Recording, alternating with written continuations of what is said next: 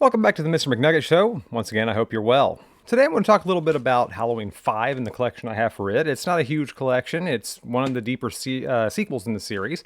But I actually start out with the first time I watched this, and I don't own this copy anymore. It is actually a filmed off of or recorded off of television version of the movie that was recorded onto a Betamax tape at my cousin Dan's house, and we watched that recorded off of television version the first time.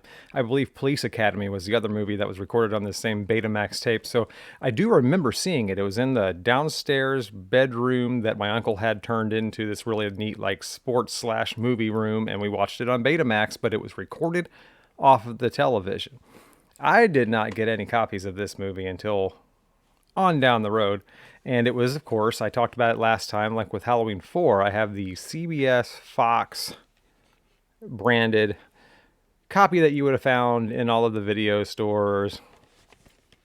Nice picture of the shape on the back, Dr. Loomis and Jamie Lloyd, and this is where the story for Halloween gets a little bit wonky. You know, I know people have differing opinions on these deeper sequels, and this is what incorporated the whole Man in Black and the Thorn cult and all of the trying to justify why Michael is evil.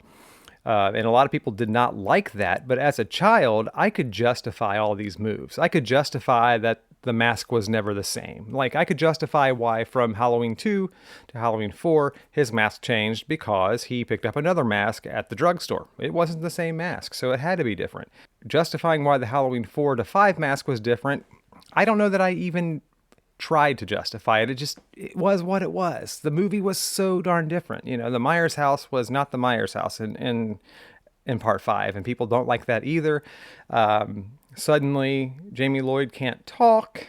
Dr. Loomis does a lot of interacting with her throughout the course of this movie, whereas he only interacted with her towards the end of Halloween 4.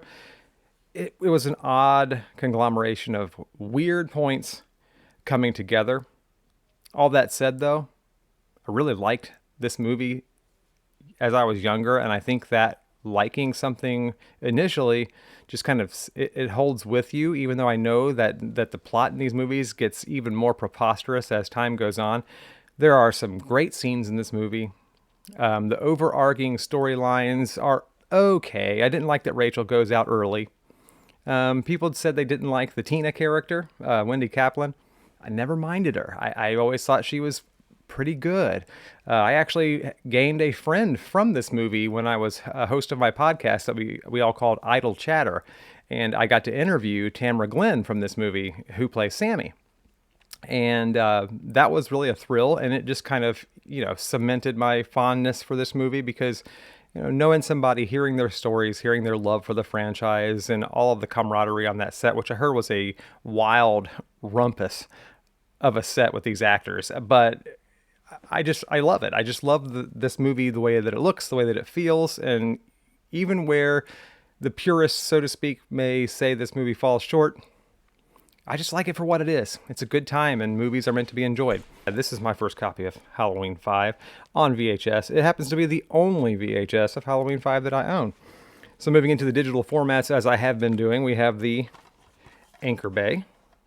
And again, we do actually have the artwork, which is different. They changed the color of the font. They swapped them. You notice that Halloween is white on the VHS, and Halloween is orange on the DVD, and vice versa for the letters, or the numbers, the number 5. And then the tagline is actually swapped colors too, orange for white. So it's kind of interesting. Michael lives, and this time they're ready. But were they really? I don't know if they were. And inside here, too, we talked about this, the Anchor Bay release on the DVD with the actual poster inside, which I know I said before, but I still just absolutely think that's the greatest thing. And then a chapter selection guide here, which is cool. And then this one, interestingly enough, I don't know that I had ever seen one do this before, but it has on the flip side, and I don't know, maybe 4 had this and I just didn't realize it, but there's information on the back side of the cover artwork for this DVD, which is really strange. It's something that I don't know that I've ever seen before or since. It has some factoids, what's in a sequel, just really cool stuff. Some pictures there of people on set and the cast and things of that nature. So, neat early on stuff before. I guess I could have put this in a booklet on the inside, which would have been miles more convenient. But regardless, it's something that's there. And then I'll keep this card with me too. You have the nice poster artwork on the flip side, which I'm glad that was included. That was kind of a full-featured copy of this movie for the time, which is really nice. And then I showed this before for the Halloween 4. They did the same kind of rendition of the artwork. They used the original artwork, but they covered it in odd flames.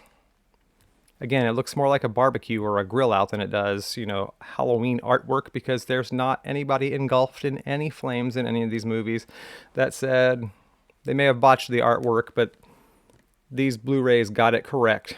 They were very good. This picture of Michael Myers or the shape on the back is great, but it doesn't need to be engulfed in flames. And it has audio commentary with Don Shanks, who played the shape in this, and Justin Beam, who you had on the last one, interviewing the director, Dwight H. Little. Again, a great commentary. Don Shanks is a lot of fun to listen to. Audio commentary with the director, Dominique Othanin-Girard, and actors Daniel Harris and Jeffrey Landman. And Jeffrey Landman played the little boy who is in a lot of the chase sequence with Daniel Harris. So it's pretty cool. And then on the set with Halloween 5 original promo and a theatrical trailer. Now this is the one that I have for all of them, so I'm just going to keep showing them just for continuity's sake, but it is the Scream Factory Anchor Bay part of the set. The, I think it's 10 or 11 disc set that you have with that one. In the black Blu-ray case, has all the same special features as was on the last Blu-ray disc that I showed you. Very bare bones on the inside, which is fine. Most of the time, these Scream Factory deals, they have swappable artwork, but they decided to go with the original on the outside, so they didn't have any to put on the inside, which is fine by me because the original is the way to go for fans of these movies. They just seem to really like their original artwork. Well, guys, I'm going to leave it here. I'll see you on the next one where we talk about Halloween 6, where remember that Curse of Thorn and that whole Man in Black subplot we have going on now? It really kind of opens up the throttle on it, so to speak, in the next movie. So I'll see you next time. Have a good one.